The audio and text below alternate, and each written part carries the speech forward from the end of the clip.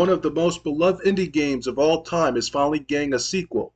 That's right, Hades 2 is on the way, and we've now got the official release date, details about the new protagonist, and some pretty exciting gameplay information. If you love the first game, this is a sequel you're not going to want to miss. Hey everyone, welcome back to the channel. If you're new here, I cover the latest in gaming, reviews, retrospectives, and news updates. Today we're diving deep into Hades 2, what we know, how it connects to the first game, and why fans are already calling it one of the most exciting releases of 2025.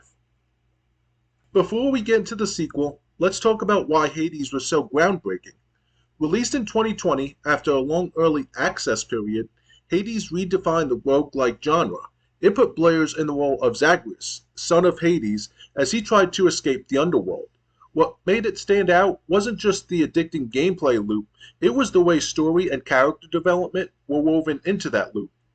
Every escape attempt wasn't just another run, it was another piece of narrative, another interaction with the gods of Olympus, or a deeper look into Zagreus' relationships.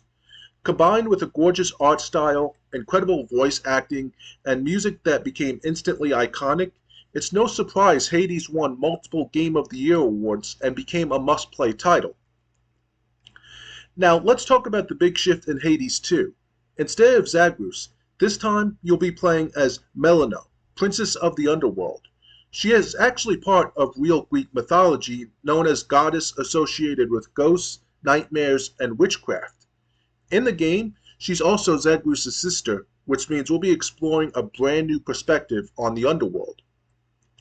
Where Zagreus was reckless and rebellious, Melinoë feels like a more determined and mystical character. She's been trained in witchcraft and combat, making her a totally different kind of fighter. And her mission is even more ambitious than Zagreus. She's setting out to defeat none other than Chronos, the Titan of Time, who also happens to be the father of Hades himself. That's a huge narrative step up. The first game had Zagreus breaking out of the Underworld, but here we're dealing with cosmic level stakes. Chronos represents an ancient threat beyond the Olympians, which meant the gods we met in Hades 2 are going to play an even more critical role. At its core, Hades 2 is still a roguelike dungeon crawler.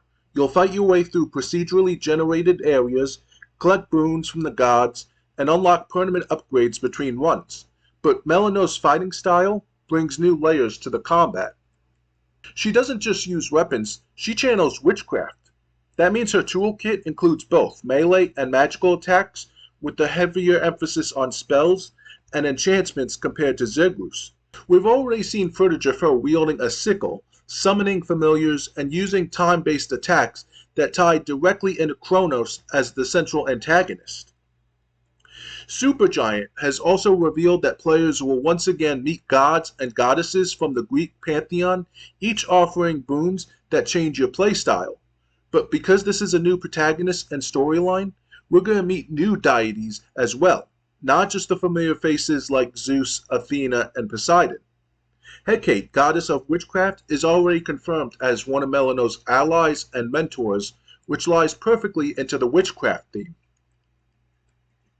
One of the biggest strengths of Hades was how it had a story across repeated runs, and Hades 2 is continuing that approach. Every failed attempt won't feel like a loss, it'll feel like another chapter in the narrative. Melinoë's relationships with other characters, her dialogue with the gods, and her rivalry with Chronos will all evolve as you play. This time, though, the themes seem darker. The first game dealt with rebellion, family dynamics, and self-discovery. The sequel looks like it's diving into cycles of time, destiny, and power. Chronos, being the villain, isn't just about stopping a titan, it's about resisting inevitability itself. That gives the story a bigger philosophical edge, while still keeping the personal character-driven writing that Supergiant is famous for. Visually, Hades 2 keeps the same hand-painted, vibrant aesthetic that made the original so distinct. Supergiant's art direction is one of their strongest features, and from what we've seen, the environments are more varied than before, ranging from shadowy forests to eerie magical sanctuaries. And then there's the music. Darren Korb, who composed the soundtrack for the first game, is back again. That means we can expect another blend of heavy driving combat music and softer atmospheric tracks that give the Underworld its haunting mood. For fans of the first game's soundtrack, this is almost as exciting as the gameplay itself. Now for the part everyone's been waiting for, the release date. Hades 2 is officially launching in full release on September 25th, 2025. If you're in the Eastern US, that's 12 p.m. Eastern Time, and the release will be simultaneous worldwide. That's not far away at all, and the hype is only building. Right now, Hades 2 is confirmed for PC via Steam and the Epic Game Store. Console versions are expected, though Supergiant hasn't nailed down the details yet. If the rollout is anything like the first game, we'll see a staggered release with consoles following after the PC launch. So why is this sequel such a big deal? Because Hades wasn't just a successful indie, it was a cultural phenomenon.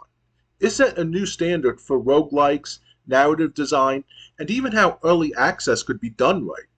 Supergiant isn't a massive studio with hundreds of developers. They're a small, tight-knit team that has consistently delivered genre-defining games. Bastion, Transistor, Pyre, and Hades. They don't release sequels often, which makes Hades 2 feel like an especially rare event.